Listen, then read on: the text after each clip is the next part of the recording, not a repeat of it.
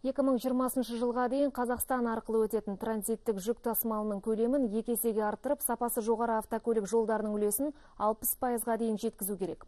6-шы Астана экономикалық форум аясында Транскаспий бағыттарын дамыту мәселесіне арналған жиын барысында премьер-министрдің бірінші орынбасары, өңірлік даму министрі Бақытжан Сағынтаев осылай деп мәлімдеді. Оның айтуынша, қазақ елі көлік саласын кешенді дамытуға соңғы 3 жылдың ішінде 14 миллиард ақш долларынан астам қаржы құйған.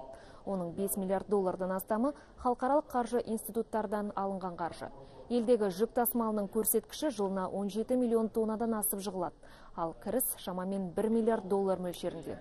Министр еліміздің көліктік инфрақұрылымын одан әрі дамытып, Қазақстанның әлемдік көліктік логистика жүйесімен ықпалдасуына көп күш салатынын жеткізді.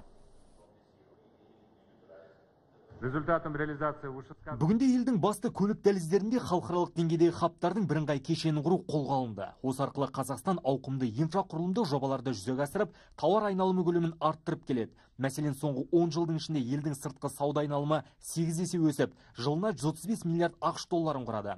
Ал сауда әріптестерінің қатары 100 елден асып түсті.